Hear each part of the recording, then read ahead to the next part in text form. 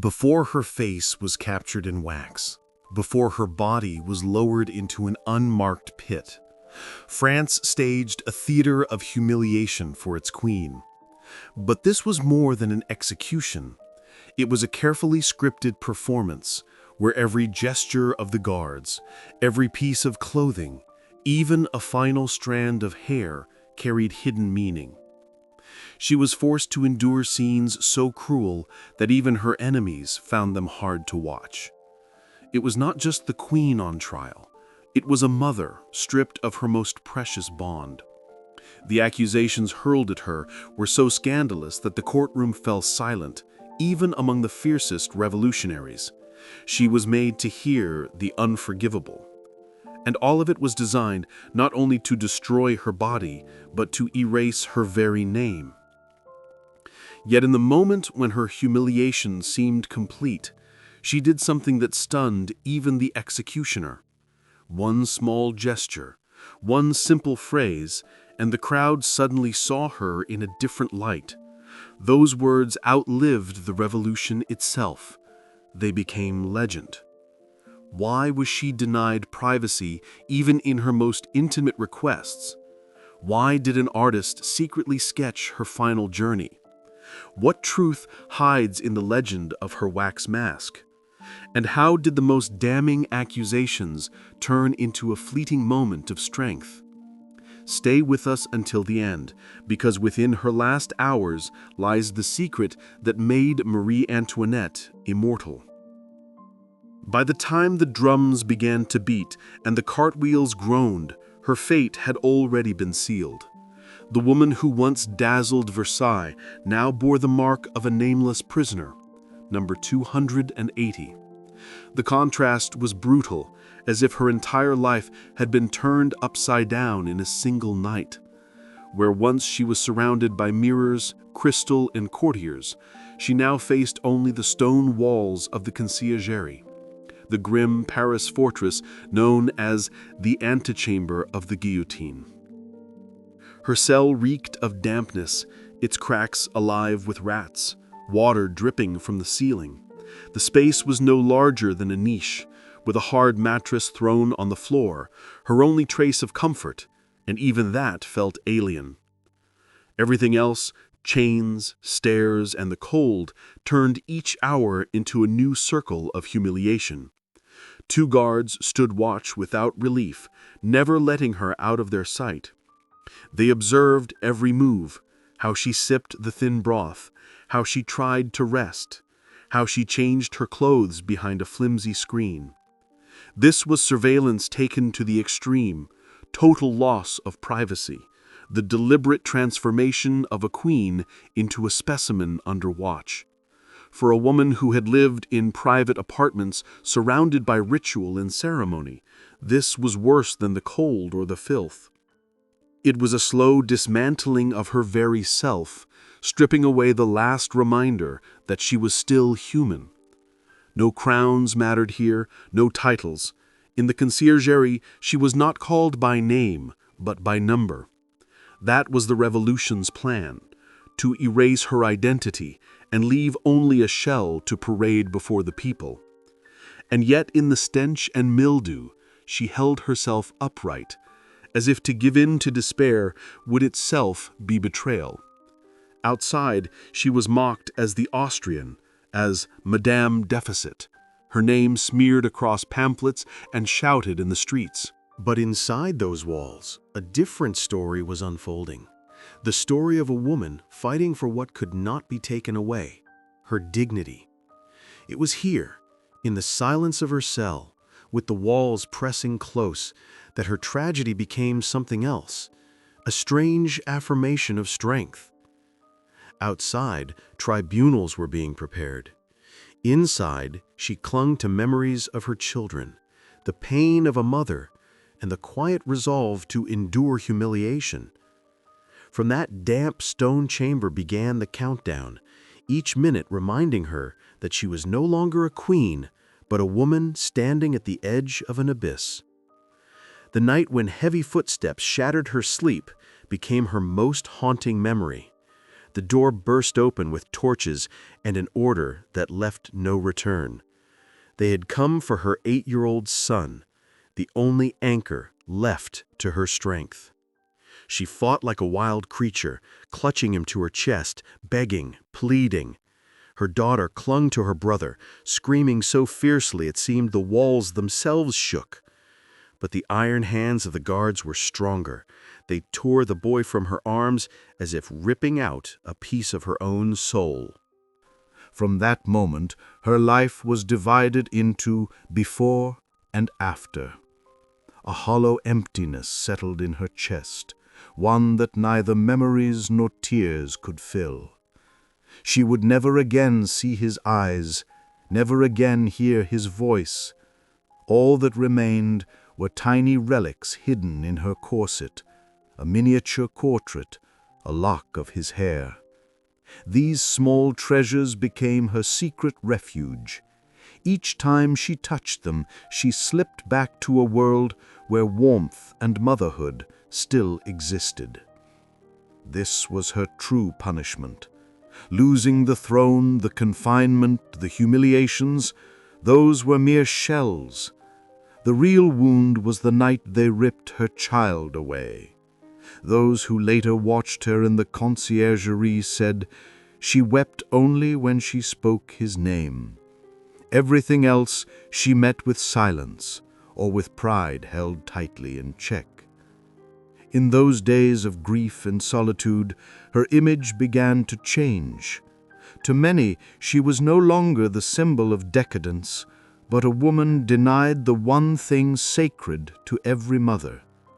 Crowds could shout, newspapers could slander, but behind the prison walls, another portrait was taking shape.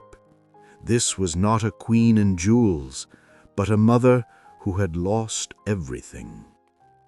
And that image, against the intent of her enemies, made her stronger. The silence of her cell still echoed with that night, but each day of pain hardened her spirit. She ceased to be merely a fallen monarch and became something else, a symbol of endurance, even if she herself had not yet realized it. This inner transformation became the foundation for what came next, the grand performance of the Revolution. A trial designed to humiliate her, but which instead turned into her final stage, where she revealed her strength once more. As autumn clouds closed over Paris, the last act began. On the morning of October 14, she was led from her cell to the hall of the Revolutionary Tribunal.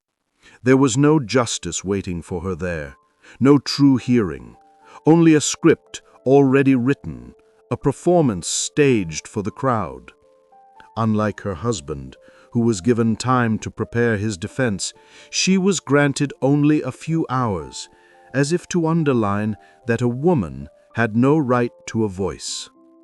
The defendant's bench became her arena. Accusations poured down like stones. Political conspiracies, secret talks with Austria, wild fantasies about decadent feasts twisted into depraved orgies. These were not charges.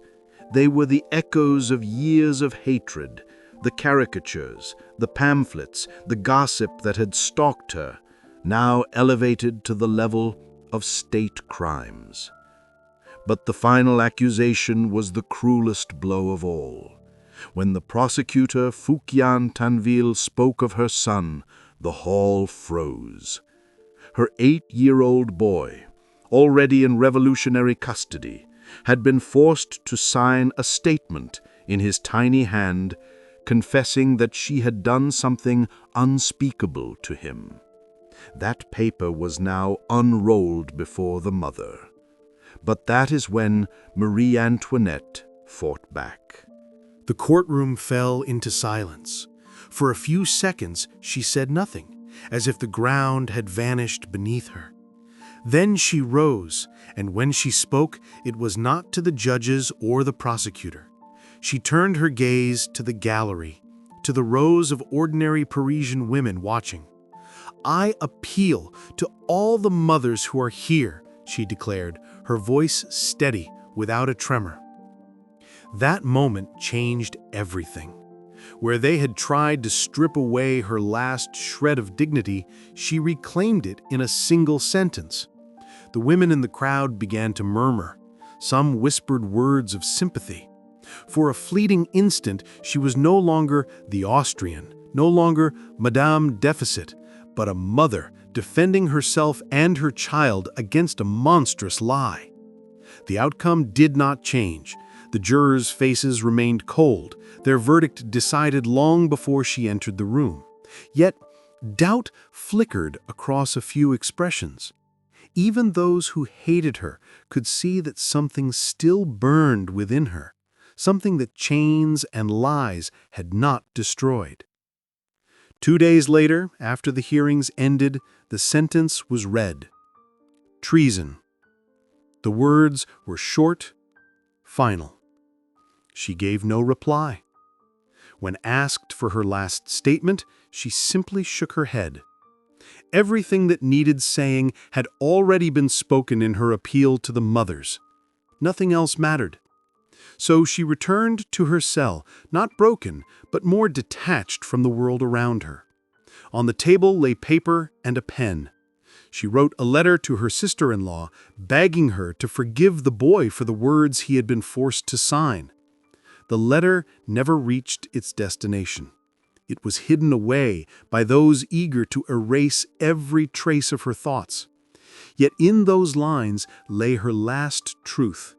Her world was still her children, not the throne, not the crown. Thus the farce of justice ended in silence, a silence that became her final act of resistance. The dawn of October 16th began with a humiliation carefully planned by her enemies. Guards entered her cell with orders she must change her clothes. The black mourning gown she had worn since her husband's death, the last symbol of her status and memory of the past, was stripped away. In place, they handed her a rough, white shift, not the garment of a queen, but of a penitent. She asked for a moment of privacy to change, but even in that last hour, she was refused. Then came the next cruelty. The executioner, Charles-Henri Sanson, entered with his assistants. One seized her by the hair, once thick, styled in elaborate coiffures and adorned with jewels, now whitened by prison's hardships. Harsh scissors hacked through the strands, leaving them in a pile on the cold stone floor. The act held two meanings: practical, to clear her neck for the blade; symbolic, to strip her of her femininity and her last trace of grandeur. When they tied her hands behind her back, she lifted her head and reminded them, "My husband was not treated this way." But her voice met no reply. The ropes cut into her wrists, each knot tightening the message. What was granted to a king would be denied to a queen. With every step of preparation, her enemies made her smaller in their eyes, but larger in history's. Even the indignity of having to ask permission to relieve herself against a cell wall did not reduce her. It only revealed how low her captors would stoop to rob her of her last fragments of dignity. At 11 o'clock, the gates of the Conciergerie swung open. For her husband, a closed carriage had been provided, shielding him from the crowd. For her, only a common cart, the kind used to transport thieves and murderers. She was made to sit on a wooden plank, her hands still bound. The crowd, gathered since dawn, erupted in howls and jeers, as if a festival had begun. The journey lasted more than an hour. Square after square, street after street, a sea of faces, screams, and insults. People spat at her, hurled curses, shook their fists. There was no mercy in the air. But she sat upright, like a statue. Her face remained cold, still. her eyes a hollow void stronger than all their rage. That day among the spectators stood the painter Jacques-Louis David. From a balcony he sketched her profile quickly. Later, that image, tired, gaunt, yet stubbornly proud, would be known across France. Even when the cart jolted violently over a stone, nearly throwing her to the ground, she did not cry out. She only straightened her back higher. The mob demanded to see her broken. Instead, she chose the opposite, to become a still figure, untouchable, escaping their triumph. And in that open cart, surrounded by anger and the filth of the streets, a new myth was being born, of a woman who held her back straight when the entire world wanted her to see her broken. By noon, the cart reached the Place de la Révolution. Above Paris hung a heavy gray sky, and against it the wooden frame of the guillotine rose higher still, like a giant cross planted in the very heart of the city. The crowd surged, thousands of voices merging into a roar that rattled the walls around the square. She was led down from the cart. No canopy, no curtain, not the slightest attempt to shield her from the eyes of the public. Everything happened in full view. This was the finale of a spectacle the revolution had staged for months. But when her feet touched the ground, there was no haste, no panic in her steps. She walked calmly, almost regally, as though she refused to acknowledge the crowd's right to mock her. The scaffold steps rose before her. The executioner's assistant offered his hand, but she refused. She climbed alone, step by step, in her plain white shift, which now seemed less like a prisoner's garment and more like ceremonial robes. And there, on those steps, something happened that would be remembered for centuries. As she reached the top, her foot brushed against the executioner's boot. A strange hush fell, almost as if even the mob held its breath. She leaned toward him and spoke words no one expected. "Forgive me, sir. I did not mean it." That short phrase rang louder than any scream. There was no fear in it, no anger, only courtesy, simple human politeness at the edge of death. It was her last weapon to show that even here, at the brink, she remained herself. Her enemies had taken her family, her home, her throne, her name. But they could not take what lay deeper, the power to choose how she would go. The crowd, waiting for degradation, witnessed something else entirely. On the scaffold stood not a broken prisoner, but a woman whose dignity itself was a challenge to the revolution. And in that moment, as the blade prepared to fall, the realization passed through the watchers. They had tried to erase her, but had instead given her an immortal image. At 12:15, it was over. The square erupted with shouts of "Vive la République!" But beneath the thousands of voices there lingered another sound, the memory of her last step, her last words, her last glance. Her body was thrown into a common grave, without a name, without a cross. It seemed history had closed the book, yet it was in that nameless end that her legend truly began. For real power is sometimes revealed not in the glitter of palaces, but in a single lonely moment on a wooden scaffold, when everything is defined by 3 words: I did not. From that instant, the revolution no longer dictated how she would be remembered. She had written her own ending. The crowd dispersed, the square fell silent, and her body was carried away with the same indifference with which it had been dragged to execution. The wooden cart rolled not to a mausoleum, not to a cathedral, but to an abandoned cemetery by the church of the Madeleine. There were no ceremonies, no prayers, no candles. Her remains were thrown into a pit with lime and the bodies of countless others claimed by the revolution. The last Queen of France was left in an unmarked grave, as though she were a criminal erased from memory. That was her enemy's true goal, not just to take her life, but to obliterate the fact she had ever existed. And yet even there the story refused to end. A grim legend spread. Soon after her death, craftsmen were summoned to make a cast of her face. A young woman named Marie Tussaud, later known to the world as the founder of the famous Wax Museum, was said to have been ordered to create the mask. Whispers claimed it was not done in respect, but as a trophy for the revolution. Thus began the long afterlife of her image, resurrected in wax. Years passed. Wars gave way to treaties. Paris grew used to blood and cries, and her fate seemed forgotten. But in 1815, when the revolution was over and monarchy restored, the last page was written. King Louis XVIII ordered the remains of his brother and his brother's wife to be recovered. The task was hard, bones mixed with bones, time having done its work. Yet carefully, almost like a sacred ritual, they were gathered and set apart. And so, 2 decades after her execution, Marie Antoinette was reunited with her husband.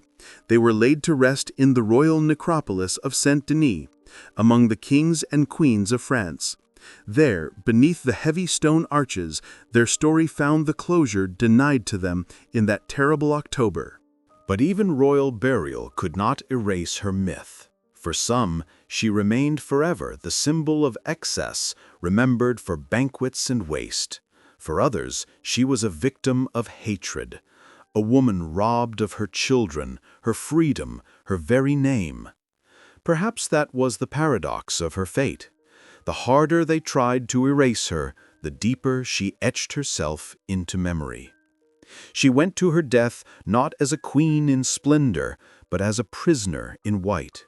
Yet her last word, an apology to the executioner, proved stronger than any slogan, stronger than the mob's shouts, stronger than the blade itself. Her enemies could take her life, but not her dignity. And that dignity, not the crown, became her true legacy. Thus ended one of the most vivid and tragic stories of the French monarchy. Yet her image, like a shadow on the walls of the Conciergerie, continued to live, not in crowns or palaces, but in the memory of a woman who chose to leave with her back straight and a faint smile, despite all humiliation. And in that, she triumphed over those who wished to turn her to dust. Even after her burial at Saint-Denis, her figure did not rest. It drifted through the centuries, reshaped by new meanings, legends, interpretations. Her story became a mirror of France itself, a country forever caught between splendor and ruin, between adoration and hatred. The pamphlets of the Revolution had painted her a monster whose feasts drained the people. Later, the Romantics saw her as a martyr, a victim of history's storm. Painters cast her in white, like a saint. Historians argued whether she was the child of monarchical decadence or simply a woman in the wrong place at the wrong time. And yet, every time her name is spoken, what comes to mind is not Versailles, not the tribunal's verdict, but that last moment on the scaffold. Her words to the executioner echo across books and chronicles like a single pure note, silencing a chorus of hatred. A simple apology became her most powerful political act. Not calculated, not strategic, but human.